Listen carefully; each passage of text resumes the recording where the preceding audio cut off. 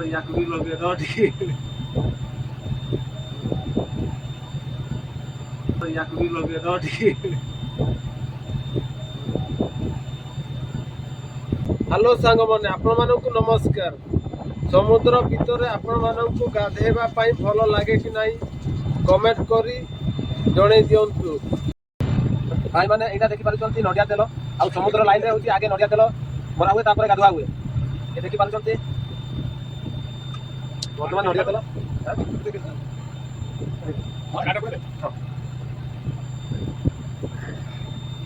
ଆଉ ଆମର ୟାକୁ ବି ଲଗେଇଦବ ଟିକେ।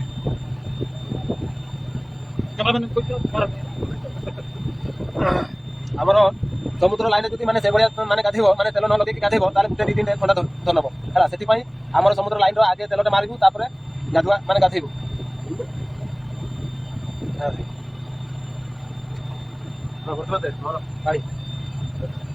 ବର୍ତ୍ତମାନ ଆମର ଏଠି ମାନେ ଗାଧୁଆ ପାଣି ମୁଁ କାଢି ଦେଇଛି। ଏଇଟା ଏଠି ଗୋଟେ ମୁଁ କାଢିଲି, ଏଇଟା ଛୁଟିଆ ଟିପୁଟା ଦେଖିପାରୁଛନ୍ତି। ଆଉ ବର୍ତ୍ତମାନ ମୁଁ ବାଲ୍ଟିର ପାଣି କାଢି ସାରିଛି ଅଲରେଡି। ଆଉ ଦେଖିବା ମୁଁ ଟେକି ଆଣିଲି।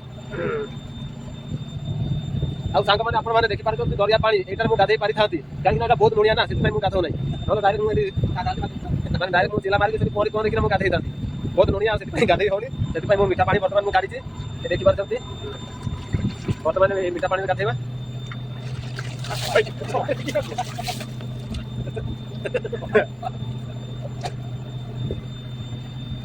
ତାହେଲେ କି ଥଣ୍ଡା, ବହୁତ ଥଣ୍ଡା ଲାଗୁଛି।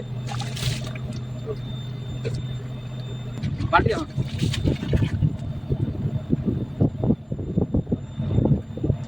ଦେଖାଯାଉଛି। ହଁ, ଆମର ଏଇଭଳିଆ ଗାଧୁଆ ହୁଏ ଗୋଟେ ବାଲ୍ଟିର।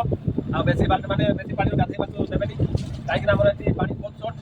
ଆଉ ଏଇ ପାଣି ଆମେ ଖାଉ, ଆଉ ଖାଇବା ପାଣିରେ ଆମେ ଗାଧେଇବା। ସେଥିପାଇଁ ଆମର କମ୍ ପାଣିର ଆମେ ଗାଧେଇବା। ସାବୁନ ଆମର ଏଠି ଲଗା ହୁଏନି। ଆମର ଘାଟକୁ ଯାଇକି ଘାଟରେ ଆମେ ସାବୁନ ଲଗେଇବା। ଆଉ ଏଠି ଆମର ସାବୁନ ଦରକାର ହେବ, ଚାରି ପାଣିରେ ଗାଧେଇବା ବାସ୍। ସାଙ୍ଗମାନେ ମୁଁ ସମୁଦ୍ର ଭିତରେ ମୁଁ ଗାଧେଇଲି। ଆଉ ଆପଣମାନଙ୍କୁ ଯଦି ଏଇ ଭିଡ଼ିଓଟାକୁ ଭଲ ଲାଗିଲା ତାହେଲେ ଲାଇକ୍ ଆଉ ସବସ୍କ୍ରାଇବ୍ ସେୟାର ନିହାତି ଭାବରେ କରିଦିଅନ୍ତୁ। ଆଉ ଆପଣମାନେ କେଉଁ ଜିଲ୍ଲାରୁ ଦେଖୁଛନ୍ତି ଆଉ କମେଣ୍ଟ କରି ଜଣେଇଦେବେ। ଜୟ ଜଗନ୍ନାଥ।